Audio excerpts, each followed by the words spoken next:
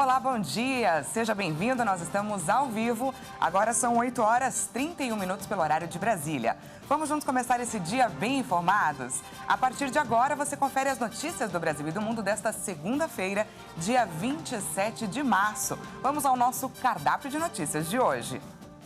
Semana começa agitada em Brasília. Congresso Nacional intensifica os trabalhos com discussões sobre medidas provisórias e articulações partidárias. Tornado deixa 25 mortos e causa estragos nos Estados Unidos. Maior aeroporto de Israel suspende operações após protestos. E ainda, grupos da Libertadores e da Sul-Americana serão sorteados desta segunda-feira. Você confere tudo isso e muito mais a partir de agora.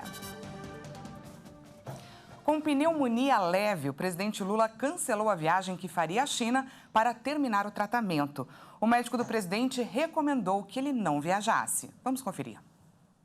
O presidente Lula cancelou a viagem à China, marcada para este final de semana, por conta do quadro de pneumonia leve. A pneumonia foi identificada na noite de quinta-feira e a agenda de sexta foi cancelada para que o presidente pudesse descansar no Palácio da Alvorada, residência oficial. Na agenda da viagem estava previsto um discurso do presidente brasileiro no Fórum China-Brasil de Desenvolvimento Sustentável, além da reunião bilateral entre Lula e Xi Jinping, que aconteceria nesta terça-feira. A visita oficial a Pequim era planejada antes mesmo da posse de Lula e previa que o mandatário brasileiro fosse recebido em jantar por Xi Jinping no Palácio do Povo. Lula estaria acompanhado de uma comitiva de mais de 30 políticos e 200 empresários. Parte da comitiva já chegou à capital chinesa. Por conta do quadro, Lula chegou a adiar em um dia o embarque a Pequim, mas não foi o suficiente.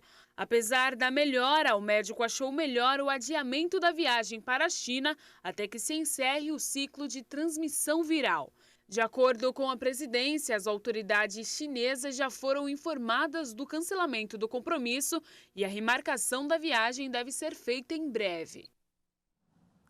E o presidente da China, Xi Jinping, enviou uma mensagem ao presidente Lula manifestando solidariedade cordial e para desejar também melhoras e dar as boas-vindas a uma nova visita o mais cedo possível, em uma nova data mais oportuna. E o Congresso Nacional intensificou os trabalhos com discussões sobre medidas provisórias, ida de ministros e articulações partidárias. O presidente do Senado, Rodrigo Pacheco, determinou o retorno das comissões mistas para análise de textos editados pelo governo Lula. Em quase 2 meses de funcionamento, os parlamentares devem intensificar os trabalhos nesta semana, em meio às tensões entre os líderes das duas casas. O presidente da Câmara, Arthur Lira, e do Senado, Rodrigo Pacheco, continuam os debates sobre a tramitação de medidas provisórias. Apesar de Pacheco ter determinado o retorno das comissões mistas para análise destes textos editados pelo governo Lula, Lira ainda tenta uma alternativa. Na sexta-feira, Lira se reuniu com Lula no Palácio da Alvorada e pediu que Pacheco convoque uma sessão do Congresso Nacional para que senadores e deputados federais possam discutir e decidir a tramitação de medidas provisórias. Em princípio, agora cabe aos líderes partidários das duas casas fazer as indicações de membros para os colegiados, para criar comissões mistas para analisar as MPs antes que elas sejam enviadas para o plenário do Poder Legislativo. Mas nem todos concordam com o procedimento de Pacheco, que tenta garantir apoio à sua decisão também na Câmara. Em meio ao embate, Lira anunciou um esforço concentrado para a votação na Câmara das 3 MPs restantes, editadas por Jair Bolsonaro nos próximos dias. Além da reforma tributária, o Congresso vive às vésperas da apresentação do marco fiscal. Partidos discutem o tema, mas esperam uma apresentação oficial da proposta do governo. Aposentados e pensionistas portadores de doenças graves têm direito à isenção do imposto de renda. Quem traz para a gente mais informações é a repórter Bruna de Jaimo. A isenção do imposto de renda é total para os aposentados e pensionistas que possuem algum tipo de doença grave. Esse tipo de benefício não tem um prazo de validade, mas é necessário comprovar através de um laudo médico emitido por um perito do Sistema Público de Saúde, e ele se aplica a 16 condições de saúde que impedem o contribuinte de continuar trabalhando. Em alguns casos, os laudos feitos por médicos particulares podem ser aceitos, mas só depois de uma ação judicial. Para ter a isenção, além do laudo que comprova a doença, é preciso informar a situação ao INSS ou à fonte pagadora da aposentadoria ou pensão privada para que o desconto do imposto na fonte seja cancelado. Quem recebe pensão ou aposentadoria paga pelo governo pode fazer a solicitação pelo site Meu INSS. E nesse caso, o beneficiário deverá se submeter a uma perícia médica que pode ser agendada pela internet. Vale lembrar que caso o aposentado ou pensionista receba a isenção do IR por esse motivo, ele pode pedir que a desobrigação seja aplicada desde a data do diagnóstico da doença. Isso significa que se você foi diagnosticado há 5 anos e estava pagando a restituição do imposto de renda, você tem direito a pedir o valor de volta. De São Paulo, Bruna de Giaimo. Um relatório divulgado pelo governo apontou que no ano passado, os serviços de cartões de crédito e débito aqui no Brasil foram os campeões de reclamações de consumidores. Em 2022, foram contabilizadas 141.600 queixas relacionadas às modalidades de pagamento, uma alta de 7,6% frente a 2021. Desde 2019, a modalidade de pagamento apresenta o maior percentual de reclamação na plataforma do consumidor.gov.br. Naquele ano, as reclamações relacionadas a crédito, débito e cartão de loja correspondiam a 9,1% do total, percentual que subiu para 11% em 2022. Os bancos, as financeiras e administradoras de cartão receberam a maior parte das reclamações no ano passado, sendo a maioria relacionadas aos cartões de crédito, débito e loja. Há 3 anos, as instituições financeiras lideram o ranking. Em seguida estão as operadoras de telecomunicações, que lideravam a lista de 2016 até 2019, seguidas por transporte aéreo, comércio eletrônico e viagens, turismo e hospedagem. De qualquer forma, no relatório divulgado, o ranking de setores com maior percentual de reclamações ainda aparecem atrás das operadoras de telecomunicações e dos provedores de conteúdo e outros serviços de internet, quando se trata de resolutividade dos recursos apresentados pelos consumidores. Segundo a plataforma consumidor.gov.br, as financeiras resolvem 78,7% das reclamações e, em média, 77,4% das reclamações registradas no site são solucionadas pelas empresas participantes, que respondem às demandas em um prazo médio de 7 dias. Sem contar que o Índice Geral de Resolutividade está em trajetória de queda desde 2016. Segundo a Secretaria Nacional do Consumidor, isso está relacionado ao aumento do número de empresas que aderiram ao programa. Pela primeira vez desde que a plataforma foi criada em 2014, o número de reclamações resolvidas apresentou queda de 10%, saindo de 1.430.000 em 2021 para 1.290.000 no ano passado. 127 novas empresas se cadastraram no consumidor.gov.br em 2022. Ao todo, 1.275 empreendimentos são adeptos da plataforma.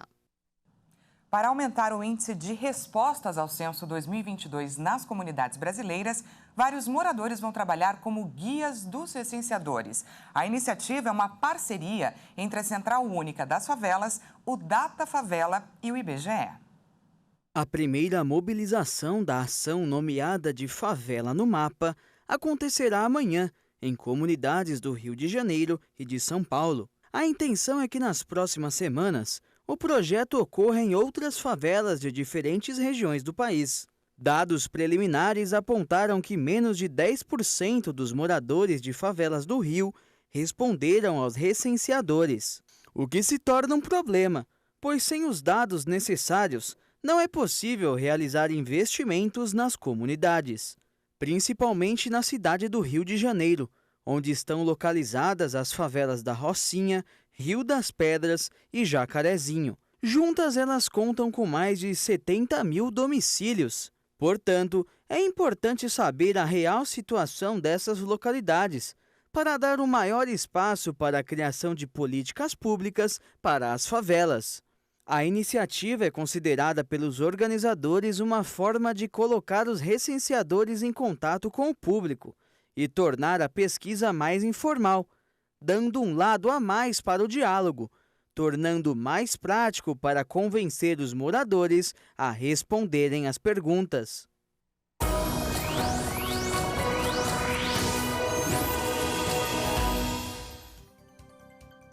E antes do intervalo, falamos sobre o tempo, sobre o que podemos esperar para essa segunda-feira. A previsão é de chuva intensa no litoral de São Paulo, mas tempo seco no Rio Grande do Sul. A frente fria continua na altura do Sudeste, levando umidade entre a costa leste de São Paulo e o estado do Rio de Janeiro. No sul não tem previsão de chuva em algumas regiões, mas diferente de lá, cidades do norte e nordeste do país sofrem sim por conta dos temporais. 6 estados estão em alerta pelas cheias dos rios. Entre eles estão o Acre, Amazonas, Rondônia, Pará, Tocantins e Maranhão, então fica aí o alerta. E aqui na capital paulista, o outono começa a dar as caras com um clima ameno que iniciou nessa manhã. Vamos então conferir como fica o tempo em algumas cidades do país. Começamos por São Luís, no Maranhão. O dia por lá será de calor e chuva a qualquer hora. A máxima chega aos 30 graus. Vamos agora conferir no sul do país, em Porto Alegre, no Rio Grande do Sul. O dia por lá também será quente, mas não tem previsão de chuva. A máxima chega aos 26 graus. E para finalizar, vamos conferir aqui em São Paulo. Vamos juntos dar uma olhada em como está o céu aqui na capital paulista?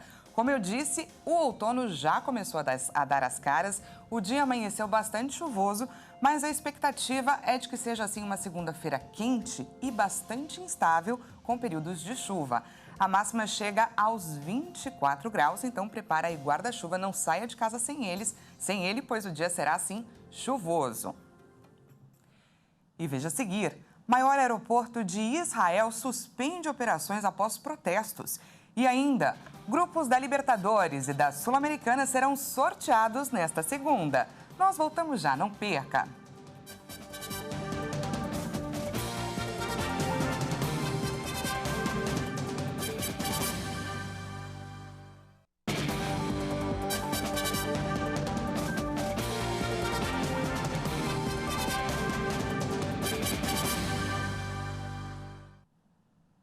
Seja bem-vindo mais uma vez, estamos de volta ao vivo, 8 horas e 47 minutos pelo horário de Brasília. Voltamos com mais notícias para você. Aos 84 anos, o músico e humorista Juca Chaves morreu na noite de sábado em Salvador, na capital baiana. O artista estava internado no Hospital São Rafael e, de acordo com o hospital, Juca ficou internado por 15 dias e morreu devido a complicações de problemas respiratórios.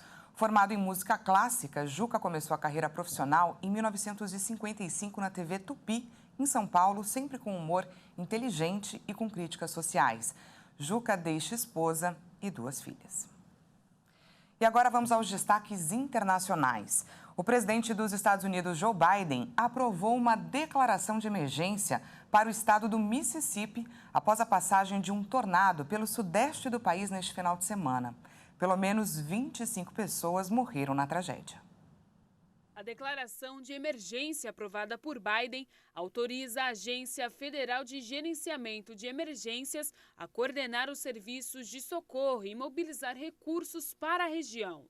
O Mississippi foi o estado mais atingido por uma série de tornados que castigou a região sudeste dos Estados Unidos neste final de semana. As tempestades provocaram destruição de diversas casas, arrastaram veículos e deixaram dezenas de feridos. As mortes foram confirmadas em diversos pontos do estado e também no Alabama. Equipes de resgate seguem com os esforços para encontrar possíveis desaparecidos. O Serviço Nacional de Meteorologia dos Estados Unidos alertou para o risco de novas tempestades ao longo desta semana, incluindo a possibilidade de outros tornados voltarem a atingir a região. A Ucrânia pediu neste domingo uma reunião urgente ao Conselho de Segurança da ONU para acabar com o que chamou de chantagem nuclear da Rússia. O pedido veio após o presidente russo, Vladimir Putin, anunciar a instalação de armas nucleares no território de Belarus. Kiev também instou o G7 e a União Europeia para que adotem novas sanções econômicas contra Belarus. O presidente russo Vladimir Putin anunciou no sábado que Moscou instalaria armas nucleares táticas no território do país vizinho. Belarus, que faz fronteira com Rússia e Ucrânia e também com Polônia, Letônia e Lituânia, membros da União Europeia e da OTAN, é um grande aliado do Kremlin. Em fevereiro de 2022, o presidente Alexander Lukashenko permitiu que tropas russas iniciassem a invasão à Ucrânia saindo do território bielorrusso. Apesar disso, o governante garante que seu país só vai entrar na guerra se for atacado.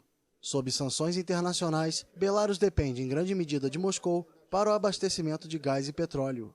O alto representante da União Europeia para a Política Externa, Josep Borrell, advertiu neste domingo que o bloco pode adotar novas restrições econômicas contra Minsk se o governo bielorrusso de fato permitir a instalação de armamento nuclear vindo de Moscou.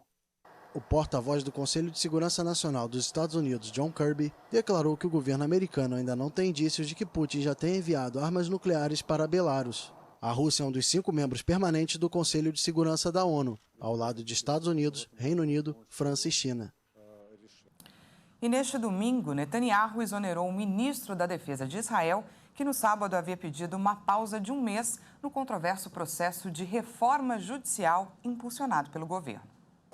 O primeiro-ministro de Israel, Benjamin Netanyahu, destituiu neste domingo o ministro da Defesa, Yoav Gallant, depois que este pediu uma pausa de 1 mês no controverso processo de reforma judicial. Em um discurso na noite de sábado, Gallant, que pertence ao mesmo partido de Netanyahu, o direitista Likud, disse temer que a divisão sobre a reforma crie uma ameaça real para a segurança de Israel. O país registra protestos a cada semana desde que o governo de Netanyahu, um dos mais conservadores da história de Israel, apresentou o projeto em janeiro. A iniciativa quer aumentar o poder dos cargos eletivos em detrimento do judiciário, o que os críticos enxergam como uma ameaça ao caráter democrático do Estado judeu. Em postagem no Twitter após a destituição, Gallant afirmou que a segurança de Israel sempre foi e continuará sendo a missão de sua vida e que as maiores mudanças a nível nacional devem ser feitas pela via da consulta e do diálogo. A reforma desperta críticas não apenas internamente, mas também fora do país. Até mesmo os Estados Unidos, principal aliado de Israel, expressaram preocupação com o projeto.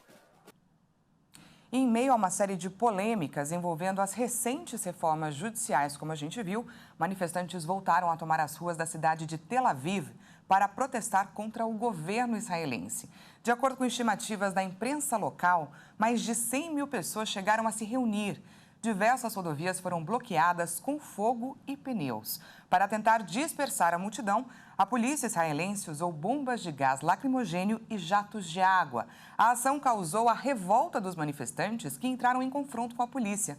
Os protestos chegaram, inclusive, perto da casa do primeiro-ministro do país, Benjamin Netanyahu, e nos arredores do aeroporto Ben Gurion, que precisou suspender as operações. Diversos sindicatos e associações israelenses planejam se juntar aos manifestantes, convocando uma greve nacional a partir de hoje, desta segunda-feira. E a população cubana foi às urnas neste domingo para escolher os novos membros da Assembleia Nacional. Vamos conferir. O pleito, que não tem surpresas, conta com 470 candidatos, 263 mulheres e 207 homens, que vão ocupar o mesmo número de cadeiras na Assembleia Nacional. O voto não é obrigatório em Cuba, que é governada pelo Partido Comunista e onde as legendas de oposição são proibidas. Os eleitores encontram 2 opções na cédula: o nome de cada candidato de seu distrito ou a opção de votar por todos, o que implica apoiar os 470 candidatos. As votações legislativas fazem parte de um processo que vai culminar neste ano com a eleição do presidente da República, na qual Miguel Díaz-Canel poderá conquistar mais um mandato. O pleito ocorre no momento em que Cuba enfrenta a pior crise econômica em 3 décadas, com inflação galopante e uma onda migratória sem precedentes. A participação caiu nos últimos anos para os níveis mais baixos desde a entrada em vigor do atual sistema eleitoral de 1976. Nas eleições municipais de novembro, a abstenção de 68,5% foi inferior à dos referendos ao Código da Família, em setembro, e à Constituição, em 2019. Os candidatos, liderados por Dias-Canel, realizaram uma inusitada e intensa campanha nas últimas semanas para ouvir as demandas da população. Sem oposição autorizada, os apelos por abstenção ficaram restritos às redes sociais. É primavera na Holanda, o que significa que chegou a época das tulipas florescerem, um espetáculo da natureza que atrai milhões de turistas todos os anos no maior jardim de flores do mundo. O fenômeno dura apenas 8 semanas. Canteiros e mais canteiros de tulipas. A primavera dá as boas-vindas aos primeiros visitantes em Lisse, na Holanda, no Parque Keukenhof, o maior jardim de flores do mundo. 7 milhões de bulbos que foram plantados entre outubro e dezembro de 2022 floresceram. Esta é a nossa primeira vez na Holanda e, obviamente, a primeira vez aqui. Viemos apenas para ver as tulipas. Elas são mundialmente famosas. Somos de Chicago, então ouvimos muito antes de vir para cá. E pensamos, por que não? Minha mãe encontrou a primeira exposição da temporada e estamos muito animados para ver todas as flores. Eu nem tinha noção sobre os shows de flores lá dentro. Nós pensamos que seria apenas do lado de fora. Muito animado para ver as pessoas vindo de todo o mundo por causa das tulipas. Por isso, nós viemos também. Este ano, o visitante tem um motivo a mais para festejar a primavera. O parque já não conta mais com as restrições impostas pela Covid-19. Nós trabalhamos aqui, começamos o trabalho do zero. Tudo é um novo design para a temporada. Começamos em uma tela em branco. Plantamos os bulbos que começam a crescer e os canteiros ficam verdes. Daí as cores brotam e conseguimos o resultado que obtemos do lado de fora. Os jardineiros garantem que o parque se mantém florido durante toda a estação. Keukenhof recebeu 1.100.000 visitantes em 2022, apesar das restrições à Covid. Um número que deve ser superado em muito com a volta dos turistas estrangeiros este ano. E será realizado hoje, no Paraguai, o sorteio dos grupos da Copa Libertadores da América, principal competição do futebol sul-americano. Ao todo, 32 equipes estarão na disputa, sendo 7 brasileiras. Vamos ver. A principal competição de clubes da América do Sul vai começar. O sorteio dos grupos será realizado a partir das 21 horas, horário de Brasília, em Luque, no Paraguai, onde é a sede da Conmebol. Já a primeira rodada está marcada para o dia 4 de abril. De acordo com a classificação no ranking da Conmebol, as 32 equipes foram divididas em 4 potes. As 8 melhores compõem o pote 1 e assim por diante até o pote 4. Cada um dos 8 grupos será composto por um time de cada pote. Uma das regras para o sorteio é que clubes do mesmo país não podem ficar no mesmo grupo e se enfrentar na primeira fase. A exceção vale para os classificados pela pré-Libertadores. Assim, o Atlético Mineiro pode disputar com outro clube brasileiro. Os brasileiros classificados são Atlético Paranaense, Atlético Mineiro, Corinthians, Flamengo, Fluminense, Internacional e Palmeiras. Os 2 melhores de cada grupo avançam. Na fase de mata-mata, acontecerá um novo sorteio dia 5 de julho. E a grande final da Copa Libertadores de 2023 será no Maracanã. A partida está marcada para o dia 11 de novembro. E essa edição fica por aqui. Muito obrigada pela sua companhia. Às 10 horas eu volto com mais informações para você. Até lá!